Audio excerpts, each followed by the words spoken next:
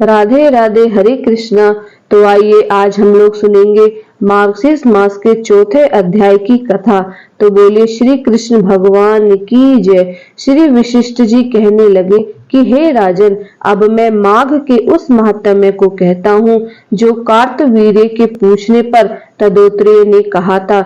जिस समय साक्षात विष्णु के रूप श्री तदोत्रेय सत्य पर्वत पर रहते थे, तब महेश्मती के राजा सहस्त्रार्जुन ने उनसे पूछा कि हे योगियों, मैं श्रेष्ठ तदोत्रेय जी, मैंने सब धर्म सुने हैं, अब आप कृपया करके मुझे माघ मास का महात्म्य कहिए।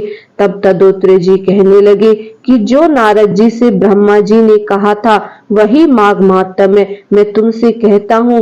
इस कर्म भूमि भारत में जन्म लेकर जिसने माघ स्नान नहीं किया, उसका जन्म निष्फल है। भगवान की प्रसन्नता, पापों के नाश और स्वर्ग की प्राप्ति के लिए माघ स्नान अवश्य करना चाहिए। यदि यह पुष्ट व शुद्ध शरीर माघ स्नान के बिना ही रह जाए तो इसकी रक्षा करने से क्या लाभ।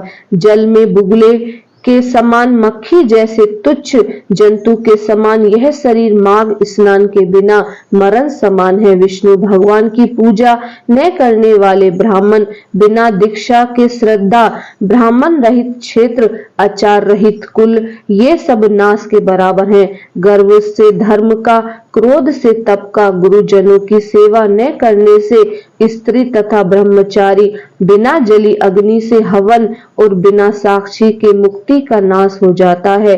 जीविका के लिए कहने वाली कथा, आपने ही लिए बनाया हुआ भोजन ही क्रिया, शूद्र से भिक्षा लेकर किया हुआ यज्ञ तथा कंजूस का धन, यह सब नाश के कारण है। बिना अभ्यास और आलस्य वाली विद्या, सत्यवाणी विरोध करने वाला राजा, जीविका के लिए तीर्थ यात्रा, जीविका के लिए व्रत, संदेह युक्त का मंत्र जप, व्यग्र चिंत होकर जप करना, वेद ने जलाने जानने वाले को दान देना, संसार में नास्तिक मत ग्रहण करना, श्रद्धा बिना धार्मिक क्रिया, यह सब व्यर्थ है। और जिस तरह दरिद्रता का जीना व्यर्थ है, उसी तरह माघ स्नान के बिना मनुष्य का जीना व्यर्थ है। व्याघाती, सोना चुराने वाला, मदिरा पीने वाला, गुरु पत्नी गामी और इन चारों की संगति करने वाला माघ स्नान से पवित्र होता है।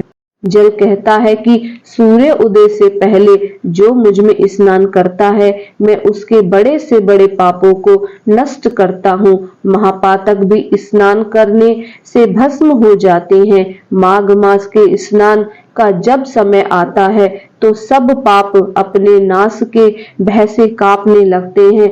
जैसे मेघों से मुक्त होकर चंद्रमा प्रकाश करता है, वैसे ही श्रेष्ठ मनुष्य माघ मास के स्नान करके प्रकाश में होते हैं। काया वाचक मनसा से किए हुए छोटे या बड़े, नए या पुराने सभी पाप स्नान से नष्ट हो जाते हैं। आलस्य में बिना जाने जो पाप किया हो वह भी नाश को प्राप्त होते हैं। जिस तरह जन्म जन्मांतर के अभ्यास से आध्यात्मिक ज्ञान की प्राप्ति होती है, उसी तरह जन्मांतर अभ्यास ही माघ स्नान में मनुष्य की रुचि होती है। यह अपवित्र को पवित्र करने वाला बड़ा तप और संसार रूपी कीचड़ को धोने की पवित्रता वस्तु है।